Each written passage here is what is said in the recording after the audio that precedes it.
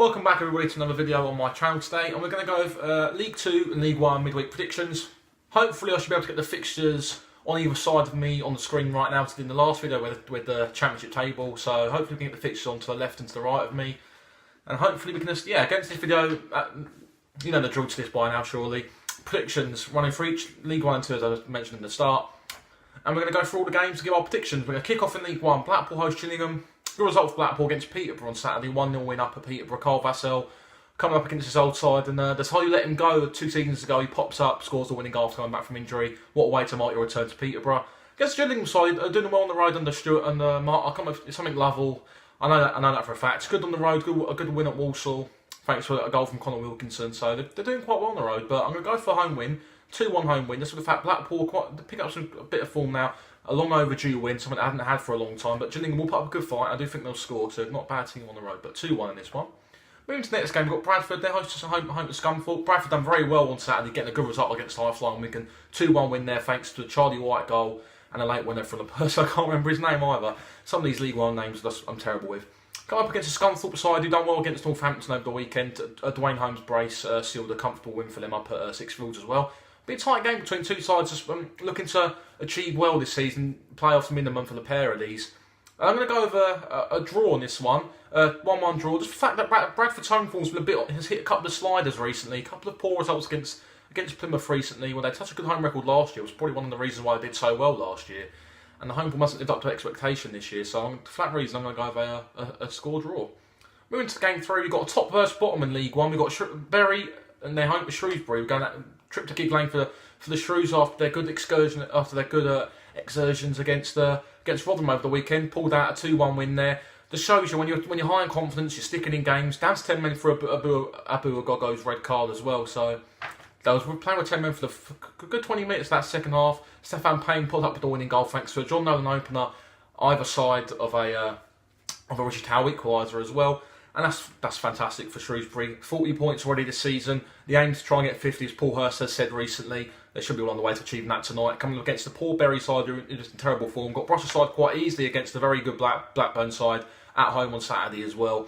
And I'm afraid to say, Bury fans, it's going to be another defeat for you, I think, tonight.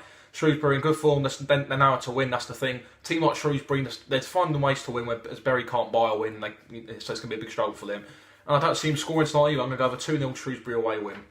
Moving to the next one, Charlton. They host Rochdale. Charlton were probably quite unlucky to draw against MK Dons on Saturday, leading 2-1 right until the end when Kieran Agar pops up with a late penalty. Someone who Carl Robinson signed at MK Dons before he got sacked. So wanted to bite Carl Robinson in the arse. He come out and criticised the referee quite strongly after the game as well. Something he's managed to be careful of these days. But by the sounds of it, the referee didn't have the best game. Even Robbie Nielsen picked up on some of the poor decisions that he said went against his side as well.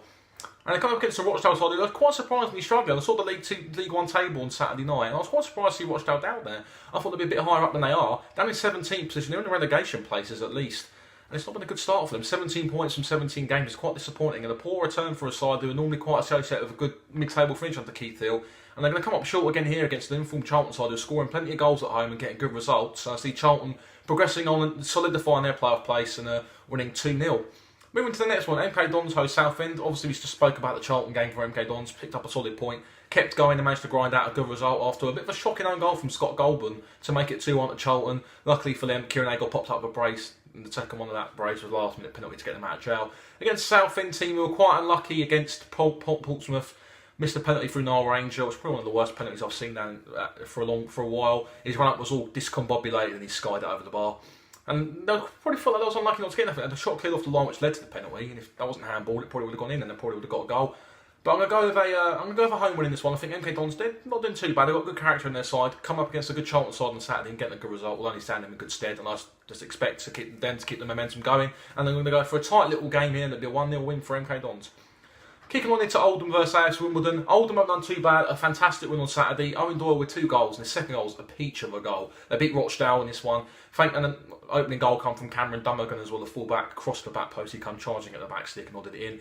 Owen Doyle, as I said, popped up a brace, and as I said, the second goal was an absolute peach. Van Persie style volley over the keeper's head. I think there's 14 goals from this season already, so he's proven under Richie Wellens I think he's on loan from Preston. I'm not sure if it's a permanent deal. But he's always proven in League One, even at Chesterfield 2 seasons ago, he got 20 goals, which earned him that move to the Championship. Hadn't quite built on that good promise at Chesterfield, but he seems to be finding his feet at a club where he's getting played week in, week out. And they come up against an AFC Wimbledon side. He got a well-deserved win against Bristol Rovers up at Bristol Rovers on Saturday. Cody McDonald got off the mark this season for them. Andy Bartram got a goal as well, so that'll do them the world of good in terms of them trying to stay up this season, because it's not been the best season for AFC Wimbledon so far. And looking at the way this is going to go, this is quite a tight game. Two sides who've got the capabilities to play entertaining. It's an entertaining game, as I said. Two sides who can have the capabilities to play entertaining football. And I'm going to go with an away win. I'm going to be quite bold in this one. AFC Wimbledon 3. I'm going to go with a 3-2 AFC Wimbledon win. Just for the fact both sides do score goals, but can leak a lot as well. And especially AFC Wimbledon, they do leak a lot of goals. And it's going to be the fact reason. It seems they do score, but I think 3-2 away win for the Wombles. Moving to the next one, Oxford. They host Blackburn Rovers. Between two good sides, got two good results Saturday. Obviously, Oxford then ended their 4-game losing streak against Plymouth up at Plymouth as well. Down at Plymouth, I should say, in terms of where they are in the country. Good result for them. A comfortable 4-0 win there as well. Puts their playoff charge back in place. Come against the Blackburn side I mentioned earlier on. Comfortably dispatched of Bury on Saturday. Goals from Marcus Anderson with a brace and Bradley Dack. Ant and Dack, as they like to call them, instead of Ant and Deck. I saw on Twitter last night, which was quite funny, to be fair. And yeah, they're doing quite well. The pair of these sides are doing quite well. Obviously, Blackburn not quite last playoff place in 6th at the moment, so it'll be interesting to see how they can get on against a fellow promotion team. Away from home, Blackburn are a good side, so I'm going to go with a 2-1 away win for Blackburn. I think they have a bit of quality in amongst the team. As do Oxford as well, no doubt about it. But I think it'll be quite a tight game. But the way Marcus Anderson is playing at the moment, and Bradley Dack, some of their attacking players in such good form, I expect them to get a win. Whereas the next one, Peterborough hosts Portsmouth. Two sides haven't done too badly. Peterborough sitting mid-table at the moment after a poor defeat against Blackpool. They probably should have really got an equaliser thanks to Guillaume Edwards, so he headed it over the bar in the second half. Against the Portsmouth side, Brett Pittman bagged the winning goal for them against Southend. He's in fine form at the moment. He's doing quite well, scoring on a good little goal scoring run. A few goals in his last couple of games as well, so that'd stand him in good stead. And Kenny Jackett also stayed, recently signed a new long-term deal until 2021, I think, is at Portsmouth. So that's beneficial for them in terms of them trying to progress into a Championship side or even a top half promotion League 1 side as well, so that'd be fantastic for them. The manager knows his league inside and out, and it's only going to stand them in good stead. So I'm going to look at this game and I'm going to go over an away win, just for the fact I think Portsmouth are in good form at the moment. Brett Pittman's firing on all cylinders, and I think Peterborough probably caught the trousers down in this game, especially after their poor performance against Blackpool. Going into this next one, relegation type of game here.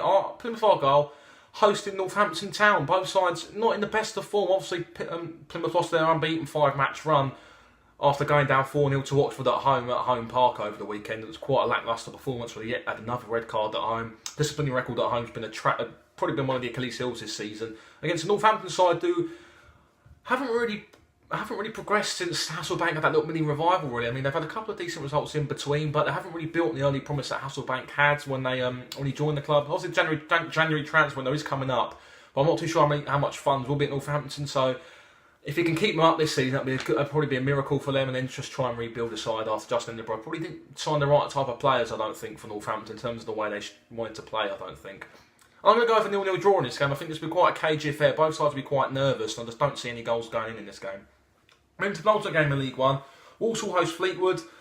Both sides haven't really done too greatly recently. Obviously, Walsall, they lost 1-0 to Gillingham on Saturday, and Fleetwood drew 0-0 against Doncaster on Saturday as well. So both sides have failed to score this weekend, and both sides haven't really hit the high notes. They could probably feel like they could do a bit better this season. Obviously, Fleetwood are sitting in about 9th, I think they are, so they're not too far off the playoff pace.